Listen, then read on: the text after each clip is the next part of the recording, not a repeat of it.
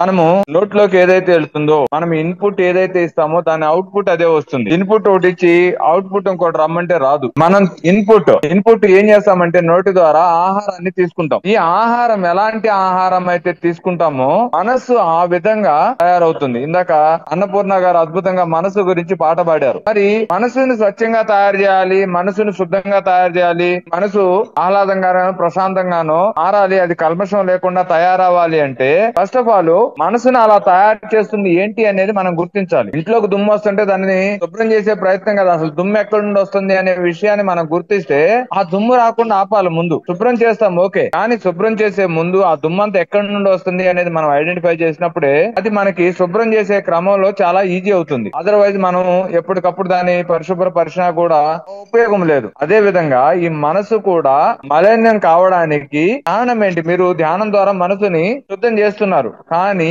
అది అపరిశుద్ధం కావడానికి కారణం ఏంటంటే ఈ నోటితో రెండు చేయగలుగుతాము.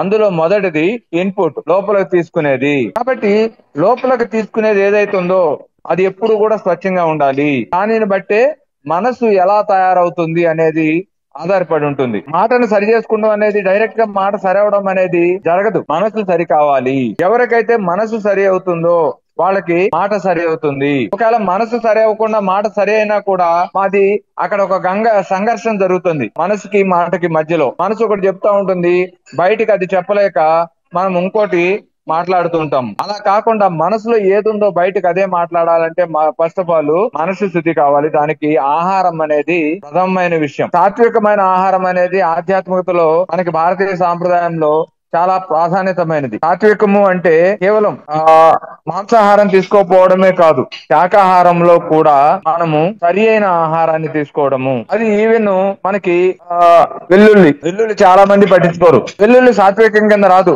మనసుని సరికాని విధంగా చేయడంలో వెల్లుల్లి ప్రధాన పాత్ర పోషిస్తుంది. ఆ వెల్లుల్లి ఏముండదండి అనుకుంటే, వెల్లుల్లి ఖచ్చితంగా అది మన నిశ్చలంగా ఉన్న నీటిలో రాయేస్తే ఏమవుతుందో ఎన్ని అలజడులు కలుగుతాయో అదే విధంగా సరికాని ఆహారం నోట్లో వేసినప్పుడు కూడా మనసులో కూడా అంతే అలజడులు కలుగుతాయి. కాబట్టి మై డియర్ ఫ్రెండ్స్, మనం ఆహారం పట్ల ఎప్పుడు తిరుగుతూ ఉండాలి.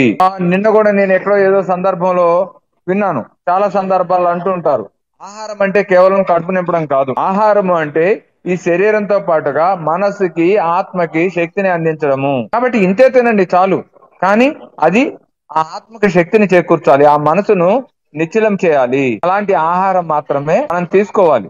అందువల్ల పత్రిసారిని గమనిస్తే ఆహారానికి ఎంత ప్రాముఖ్యత ఇచ్చేవాళ్ళు, ఎక్కడ పెడితే అక్కడ తినేవాళ్ళు కాదు, ఏది పెడితే అది తినేవాళ్ళు కాదు, ఎలా పెడితే అలా తినేవాళ్ళు కాదు. ఇది అత్యంత ప్రమాదకరమైన విషయం. కాబట్టి మై డియర్ ఫ్రెండ్స్, ఇక్కడ ఎప్పటికప్పుడు మనము ఆ సాత్వికం పట్ల ఎరుక కలగాలి. సాత్విక ఆహారం అంటే అసలు ఏంటి అనేది మనం రుచి కోసం రకరకాల మసాలాలు కలిపేసి రకరకాల, మీరు ప్రతిసారి వంటలను గమనిస్తే దానిలో ఏమి వేసేవాళ్ళు కాదు, కేవలం కొద్దిగా ఉడికించి, అది కూడా పూర్తిగా కాదు కొద్దిగా ఉడికించి దాని మీద ఉప్పు కారాలు లేకపోతే మిరియాల పౌడర్ సంథింగ్, అది చాలా సింపుల్ గా ఉండేది. ఆయన వంట పెద్ద హడావిడి ఉండేది కాదు. మనలాగా మిక్సీలు గ్రైండర్లు అన్ని వాడేసి దాని మొత్తాన్ని కసాబిసా చేసేసి ఉండేది కాదు.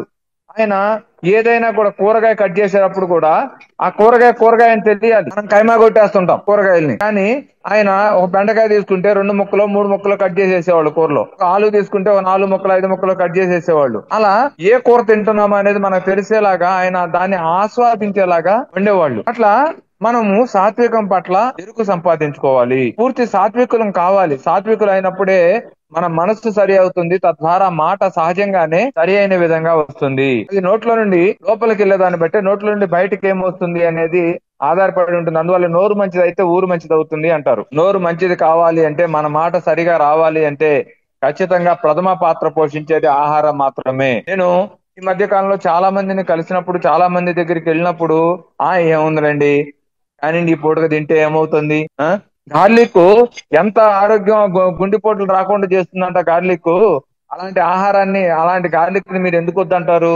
గార్లిక్ తింటే మంచిదే కదా అని చాలా మంది గార్లిక్ గురించి ఎస్పెషల్లీ వాళ్ళకి దాని పట్ల ఉన్న అవగాహన వల్ల చాలా మంది దాన్ని వ్యతిరేకిస్తారు, గార్లిక్ తినొద్దు అని చెప్పినప్పుడు. గార్లిక్ తినడం ఎలాంటిదంటే, మీకు చిన్న ఎగ్జాంపుల్ చెప్తాను నేను. ఒక బస్సులో ఒక వృద్ధుడు ఒక బస్సు ఎక్కాడు. బస్సు ఎక్కి ఆ బస్సు మూవ్ అవుతున్న క్రమంలో కండక్టర్ వచ్చి టికెట్ అడుగుతాడు. ఆ టికెట్ అడిగినప్పుడు సడన్ గా అతను జేబులు చూసుకుంటే తన జేబులో పర్సు ఉండదు. అప్పుడు ఆ కండక్టర్ అంటాడు, ఏమయ్యా డబ్బులు లేవా? డబ్బులు లేకపోతే బస్ దిగేసేయని చెప్తాడు. లేదు లేదు సార్, నాకు ఇది అత్యంత అవసరమైన విషయం, ఖచ్చితంగా నేను ఇప్పుడు వెళ్లాల్సిందే, ఆ ఏదో ఒక రకంగా నాకు రిక్వెస్ట్ చేయండి అంటే, లేదు లేదు నా రూల్స్ ఒప్పుకోవు, టికెట్ తీసుకుంటేనే బస్ లో ఉండాలి, టికెట్ లేకపోతే బస్ లో ఉండొద్దు అని చెప్తాడు ఆ వృద్ధుడిని. అప్పుడు ఆ వృద్ధుడు ఏం చేయాలో తెలియని పరిస్థితుల్లో ఒక డైలమాలో ఉండిపోతాడు, నా పరిస్థితి ఏంటి ఇప్పుడు అని చెప్పేసి. అలాంటి పరిస్థితుల్లోకి వెళ్ళినప్పుడు ఆ బస్ లో వెనకాల ఉన్న ఒక వ్యక్తి చేయెత్తి, సార్ కండక్టర్ గారు, అతనికి టికెట్ ఇవ్వండి, నేను అతని డబ్బులు నేను పే చేస్తా అని చెప్తాడు. అప్పుడు ఆ వృద్ధుడికి ఆ వ్యక్తి ఎలా అనిపిస్తాడండి? ఎలా దేవుడిలాగా. అనిపిస్తాడు చెప్పండి? దేవుడిలాగా దేవుడిలాగా. అనిపిస్తాడు. అవును కదా? ఆ అరే దేవుడిలాగా దొరికాడు నాకు, ఆ అతనే లేకపోతే నా పరిస్థితి ఏమైపోయేది, నేను ఈ రోజు ఈ జర్నీ ఎలా చేసేవాడిని అని చెప్పేసి అతన్ని గొప్పగా ప్రశంసిస్తూ ఉంటాడు. అలా కొంత జర్నీ గడిచిన తర్వాత ఆ వృద్ధుడికి తెలిసిన విషయం ఏంటంటే, అసలు ఇంకోళ్ళ చేత టికెట్ తీసుకోవాల్సిన పరిస్థితి రావడానికి కారణము ఆ వ్యక్తే. అతను పరుసు కొట్టేసింది ఆ వ్యక్తి. ఎవరైతే టికెట్ ఇప్పించాడో ఆ వ్యక్తి అతను పరుసు కొట్టేశాడు. అప్పుడు ఎలా అనిపిస్తుంది ఆ వ్యక్తిని చూసినప్పుడు? అతను ఆ పరిస్థితుల్లో గట్టెక్కిచ్చాడని పొగడాలా, లేకపోతే అలాంటి పరిస్థితి క్రియేట్ అయిందే తన వల్ల అని చెప్పేసి విమర్శించాలా? కాబట్టి ఇక్కడ ఆ క్యారెక్టర్ ఏదైతే ఉందో అలాంటి ఆ స్టేజ్ క్యారెక్టరే వెల్లుల్లి కూడా. శరీరానికి వచ్చిన రోగాన్ని తగ్గించడానికి వెల్లుల్లి ఉపయోగపడుతుంది. కానీ ఆ శరీరానికి ఎందుకు ఆ రోగం అయి వచ్చింది అంటే మళ్ళీ ఆ వెల్లుల్లే కారణం అవుతుంది. అడుసు పక్కనేలా కాలు కడగనేలా అని ఒక సామెత ఉంటది. తినడం ఎందుకు, రోగాన్ని తెచ్చుకోవడం ఎందుకు, మళ్ళీ ఆ రోగం తగ్గించుకోవడం కోసం మళ్ళీ అదే తినడం ఎందుకు? అసలు తినకుండా ఉంటే రోగమే లేదు కదా, హార్ట్ అటాకే రాదు కదా. కాబట్టి మై డియర్ ఫ్రెండ్స్, అది ఆ శరీరానికి రోగంగా మందు కావచ్చు, కానీ మనసుకి విషం అది. మన శరీరం ఎలా ఉంది అనేది మన మనసు మీద ఆధారపడుతుంది. మనసు సరిగా లేనప్పుడే మన శరీరం సరికాని విధంగా ఉంటుంది. కాబట్టి మై డియర్ ఫ్రెండ్స్, ఈ రోజు ఖచ్చితంగా సాత్వికంలో ఎస్పెషల్లీ గార్లిక్ గురించి మనము అవగాహన పరుచుకోవాలి. గార్లిక్ ని ఖచ్చితంగా మనము ఒక్క క్షణం కూడా ఆలోచించకుండా గార్లిక్ రహిత ఆహారాన్ని మనం తీసుకోవాలి. ఈ రోజున ఆ రసాయనిక రహిత ఆహారాన్ని తీసుకోవాలని చెప్పేసి చాలా రకాలుగా చాలా మంది ప్రయత్నాలు చేస్తూ ఉన్నారు. ఆర్గానిక్ ఫుడ్ తీసుకుంటున్నాము, సేంద్రియ వ్యవసాయంతో ఆ కలిగిన ఆహారాన్ని తీసుకుంటున్నాము. అంత స్వచ్ఛమైన ఆహారాన్ని తీసుకుంటూ మళ్ళీ దానిలో ఒక గార్లిక్ పడేసామంటే మళ్ళీ విషతుల్యమైన ఆహారాన్ని తీసుకుని మన మనసుని వినాశనం వైపు తీసుకెళ్లే ఆహారాన్ని మనం భుజిస్తున్నట్లే. కాబట్టి మై డియర్ ఫ్రెండ్స్, ఈ రోజు మనం అందరం కూడా ఆహారం పట్ల ఎరుకను పెంపొందించుకుందాము. సరి అయిన ఆహారాన్ని తీసుకునే ప్రయత్నం చేద్దాము. సాత్వికమైన ఆహారాన్ని తీసుకునే ప్రయత్నం చేద్దాము. మనము ఆహారాన్ని ఎప్పటికప్పుడు సరి అయిన విధంగా సరి అయిన ఆలోచనతో మన సాంప్రదాయంలో మడికట్టుకునే ఆహారం చేసే ట్రెడిషన్ ఉండేది. అంటే ఆ మనసుని సరి అయిన విధంగా ఆ ఒక వైపు తీసుకొచ్చి తర్వాత మాత్రమే ఆ పవిత్రమైన ఆలోచనలతో వంట చేసే సాంప్రదాయం ఉండేది. కానీ ఇప్పుడు మనము ఇవాళ ఆహారాన్ని వండుకొని ఫ్రిడ్జ్ లో పెట్టేసి అదే కూరలో 4-5 రోజులు తింటూ అది సాత్వికం అవదు. స్వచ్ఛమైన శాకాహారం అండి అంటే అది శాకాహారం అవదు. నువ్వు అప్పటికప్పుడు వండి దాన్ని తీసుకుంటేనే అది సాత్వికం అవుతుంది. అంతే తప్పనించి కూరగాయలు కట్ చేసాము, వండాము, దాన్ని ఫ్రిడ్జ్ లో పెట్టాము, దాన్నే 4 రోజులు తిన్నాము అంటే అది అత్యంత దరిద్రమైన విషయం. మనం పాచిపోయిన అన్నం ముష్టడిగా పెట్టడానికి ఆలోచిస్తాం. ఒక భిక్షగాడు వస్తే పాచిపోయిన అన్నం పెట్టడానికి ఆలోచిస్తాం. అలాంటిది మనం ఈ రోజు ఏ ఇంటికి వెళ్ళినా కూడా ఆ ఫ్రిడ్జ్ అంతా నిండిపోయి ఉంటుంది. ఏదో ఫారిన్ కంట్రీస్ లో వాళ్ళకి అన్ని దొరకవు కాబట్టి, ఎప్పుడు దొరకవు కాబట్టి వాళ్ళు తప్పనిసరి పరిస్థితుల్లో అది వాళ్ళు తినాల్సిన అవసరం ఉందేమో.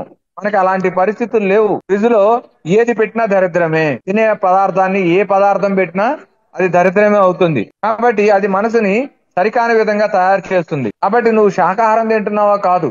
ఇప్పుడు వండిన ఆహారం తింటున్నావా, లేకపోతే ఎప్పుడు వండిన ఆహారం తింటున్నావు? నువ్వు వండిన ఆహారం తీసుకుంటున్నావా, లేకపోతే ఎవరు వండిన ఆహారం తీసుకుంటున్నావు? తప్పనిసరి పరిస్థితి అయినప్పుడు తప్పదు, అది వేరే విషయం. కానీ సాధ్యమైనంత వరకు మనము సరి అయిన ఆహారాన్ని తీసుకుందాము.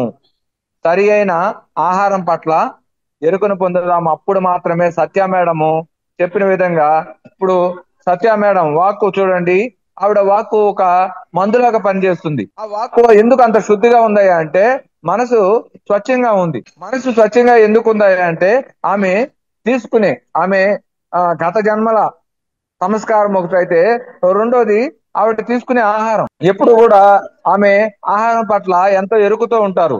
ఆర్గానిక్ స్వచ్ఛమైన పదార్థాలను ఏరుకోరి తెచ్చుకుంటారు. తీసుకునేది ఇంతే తీసుకుంటారు ఆవిడ. ఇవన్నీ కూడా ఏమవుతాయి, ఆ మనసు సరిగా చేసి తద్వారా మాటని మంత్రమయ్యేలాగా చేస్తుంది.